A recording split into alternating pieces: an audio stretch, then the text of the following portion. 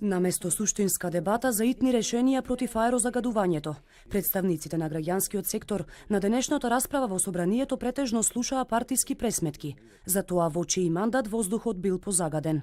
Представниците на ВМРО ДПМН кои ја иницираа расправата, жестоко ја обвинија власта дека не направила ништо за справување со овој проблем. Времето поминува, резултатите се поразителни, обвини пратеникот Владко Ѓорчев.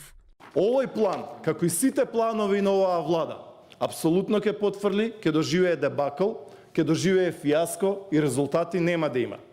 Значи, во делот на чистиот воздух, за 2 години ќе можеме да го евалуираме ова, но за жал можеме да констатираме дека и тоа како се доцни. Министерот за животна средина Садула Дураки не присуствуваше на дебатата, па во негова одбрана повторно застана неговиот заменик Јани Макрадули.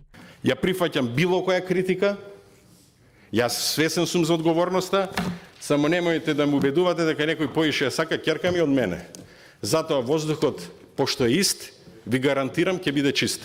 Откако го прозваа за најнеспособен градоначалник на Скопје, Петре Шилегов го остави мобилниот телефон на кој дотогаш играше забавни игри, па одговорницата ја обвини опозицијата дека со политикански настапи само ширела паника и правела решението на проблемот да изгледа невозможно.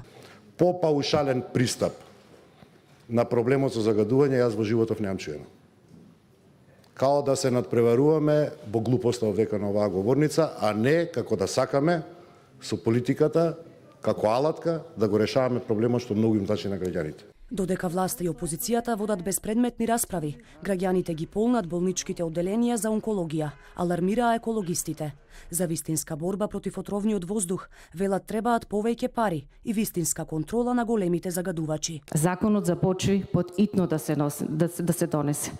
Законот за измени за минералните суровини исто така да се донесе подитно. Верували или не, јас навистина не гледам решение. Кога човековото здравје ќе биде политички приоритет?